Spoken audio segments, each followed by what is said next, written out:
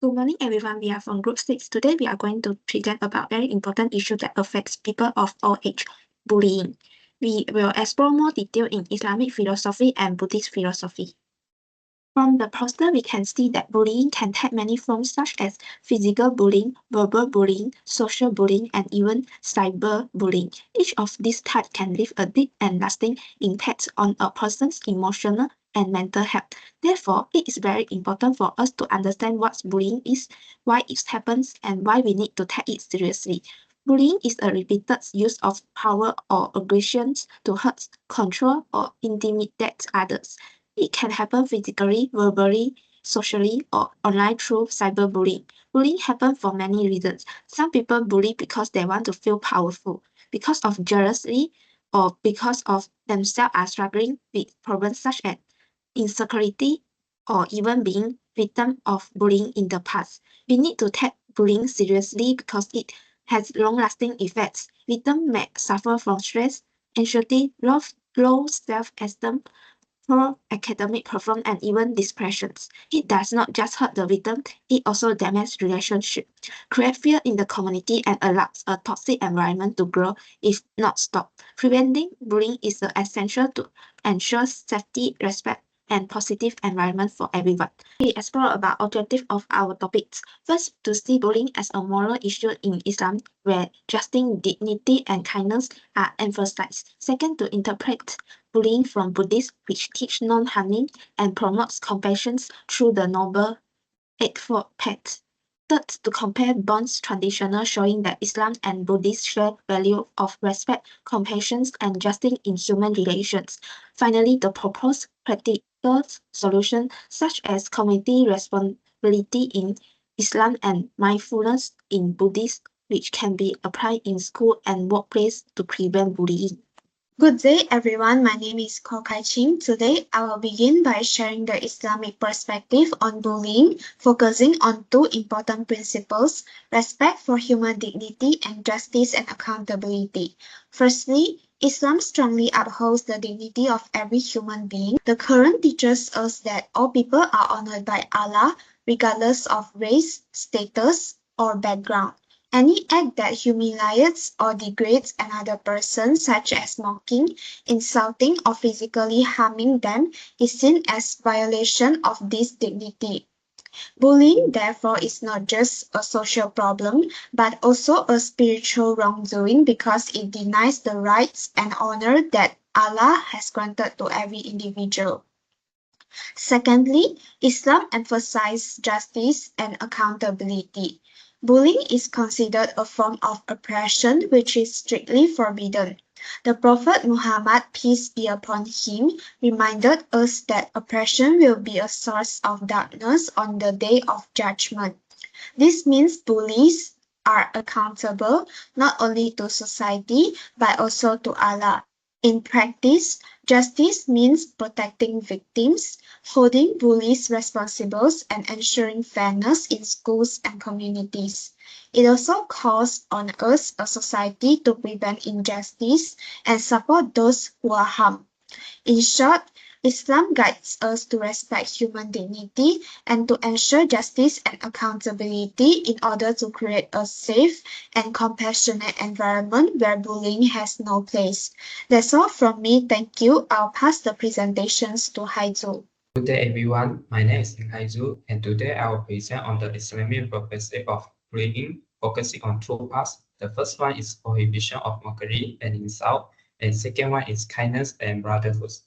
In Islam, every human being is considered valuable and must be treated with dignity. That's why the Quran strictly prohibits mocking, insulting, or humiliating others. These actions are not only disrespectful, but also go against the main objective of Islamic teachings, which are to protect life, honor, and intellect. By discouraging harmful speech, Islam highlights the importance of social peace and respect towards one another. At the same time, Islam also encourages us to actively practice kindness and brotherhood. It is guided by the principle of promoting good and preventing harm. In the context of bullying, it means building a culture of compassion, empathy, and care for one another. Parents, teachers, and community leaders all share the responsibility of spreading this value so that bullying is not accepted but expressed or with kindness, respect, and brotherhood in our daily life. That's all for me. Thank you. Good day, everyone. I'm Gu. Now I will be presenting on Buddhist characteristics of bullying. Buddhism offers important ethical teaching that can guide us in preventing and addressing bullying. In this presentation, I will focus on two key points: comprehension and non-harms, and karma and consequence. One of the central values is Buddhist is ahimsa, which means no harms. This principle teaches that no human or animal should inflict physical, verbal, or mental pain or another. Bullying is the complete opposite of this ideal, and it causes intentional harm and humiliation. Alongside no harms, Buddhism emphasizes metta or compassion. This is the practice of showing loving kindness to all beings regardless of difference. By developing compassion and empathy, people are encouraged to treat others with respect, will reduce the chance of negative action like bullying. Another important Buddhist characteristic is the concept of karma. Buddhists teach that harmful actions such as bullying lead to harmful consequences both in this life and in future lives. This knowledge encourages individuals to think carefully about their behavior, creating a sense of moral responsibility. However, Buddhism's response to wrongdoing is not based on punishment but on rehabilitation and transformation. Instead of seeking revenge, the goal is to guide individuals toward ethical discipline and self-awareness, helping them overcome negative tendencies. This approach not only protects this but also helps wrongdoers to change for the better. In summary, Buddhism addresses bullying by promoting compassion and no harms, and by teaching that every harmful action brings consequence through karma. Together, these principles provide a holistic approach that encourages empathy, diversity, and harmony in human relationships. That's all for me. Thank you. Hi, my name is Jiyoung. So today I will explore two important points from the Buddhist perspective on bullying mindfulness of speech and action and respect for all beings. First, mindfulness of speech and action means being careful and aware of the word we say and the things we do. In Buddhism, this is part of the noble approach of called right speech and right actions. It teaches us to speak kindly, avoid lies, insult, and word that hurts others. For example, if we are angry, we should stop and think before speaking so we do not harm someone with our words. The same goes for our actions. We should avoid fighting, hurting, or doing anything that can cause pain to others. Second, Buddhism also teach respect for the all beings. It means treating every person with kindness and fairness, no matter their background, age, or belief. Respect is not only for our friends, but also for the people we do not know, or even the people we do not like. When we respect others, we create a peaceful and safe environment where bullying has no place. And thank you. That's all from my part. Hi there, I'm Desmond and I'm going to go through the similarities.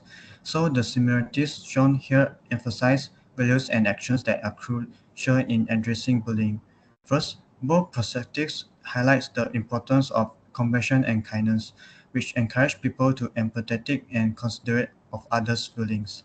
They also stress the need to uphold respect for others, ensuring that everyone is treated with dignity and fairness regardless of differences. In addition, there is a clear call to reject harmful speech and actions, as these are often the root causes of bullying and must be firmly discouraged to promote accountability. Finally, both perspectives encourage helping victims, reminding us that communities should not stay silent but instead support those who are suffering so they feel valued and protected. Altogether, these points move from inner values to outward actions, creating a complete approach to preventing and responding to bullying. So that's all for me. Thank you. Hi everyone, my name is Diana. For this slide, we'll explore how two major world philosophies, Islamic and Buddhist teaching, view bullying and what lesson we can learn from their wisdom.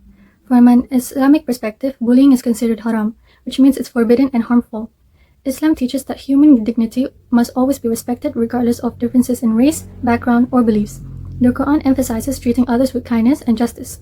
When someone bullies another person, they're not only hurting that individual, but also create negative karma that will eventually return to them. Buddhist philosophy takes a slightly different but complementary approach. Buddhism teaches that all beings deserve compassion and understanding. The principle of karma is central here, Our action, whether good or bad, have consequences that come back to us. When we cause suffering to others through bullying, we create negative karma that affects our own spiritual journey and happiness. Both philosophies teaches us 3 important lessons. First, bullying is universally wrong and goes against basic moral principles. Second, respect should be at core of all our relationships and interactions. Third, our actions have consequences. What we put out in the world comes back to us. In conclusion, whether we follow Islamic teachings, Buddhist wisdom, or simply basic human values, the message is clear. Treating others with kindness and respect isn't just morally right, it's essential for creating a better world for everyone. Thank you.